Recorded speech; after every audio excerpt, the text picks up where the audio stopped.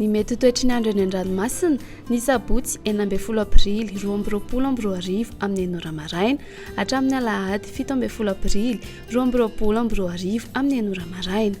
Ho an'ny morontsiraka atsinanana Kapitambatra hatrany Kapesta anorana malefaka ho avy atsimo atsinanana andrivotra ka ho 20 hatramin'ny 7 km isan'ora ahatratra 5 km isan'ora indraindray eny amin'ny tendrony avaratra sy ny morontsiraka afovoany. Anonjabena aherin'ny ranomasina ahavon'ny onja manodidina ny 2.5 hatramin'ny 3 metatra isan'ndrano avy atsimo atsinanana. Kapesta hatrany Manoro anorana miatoato ho avy atsimo na atsimo atsinanana andrivotra ka ho 9 hatramin'ny 9 km isan'ora ahatratra 20 km isan'ora indraindray. Anonjaben'ny ranomasina ahavon'ny onja 2 hatramin'ny 2.4 metatra isan'ndrano madinika avy atsimo atsinanana. Manoratra ny Taolagnaro andrahoana mitsitokotoko ho avy avaratra atsinanana andrivotra ka ho 9 hatramin'ny 9 km isan'ora ahatratra 20 hatramin'ny 17 km isan'ora neny atsimon'ny farafangana. Anonjaben'ny ranomasina ahavon'ny onja 2 hatramin'ny 2.5 metatra isan'ndrano madinika avy atsimo atsinanana. Taolagnaro hatrany Cap-Sainte-Marie andrahoana vitsy ho avy atsinanana somary avaratra atsinanana andrivotra ka ho 20 hatramin'ny 17 km isan'ora. Anonjaben'ny ranomasina ahavon'ny onja 2 hatramin'ny 2.5 metatra.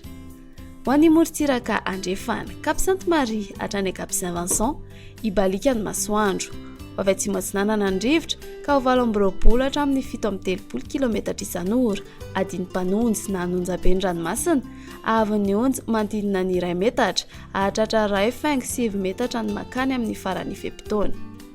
Cap-Saint-Vincent hatrany Cap-Saint-André mety hisy tandrifin-drahona vitsy ny vao maraina ny manakaiky ny Besalampy ibalika kosa ny masoandro rehefa atoandro ho an'ny morontsiraka rehetra.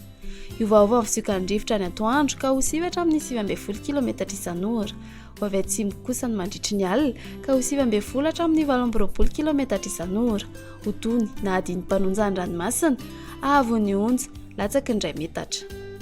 Cap-Saint-André hatrany Analalava andrahoana mitsitokotoko ho avy atsimo atsinanana andrivotra ny maraina ka ho 20 hatramin'ny 17 km isan'ora.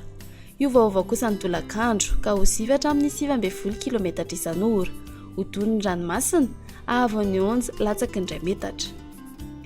Analalava hatrany Kapitambatra andrahoana mitsitokotoko iovaova ny fisiokandrivotra ka ho 9 hatramin'ny 19 km isan'ora ho avy atsimo atsinanana kosa amin'ny ankapobeny ny any amin'ny tendrony avaratra ka ho 20 hatramin'ny 17 km isan'ora ho tony na adiny mpanonjan'ny ranomasina ahavon'ny onja latsaky ny 1 metatra.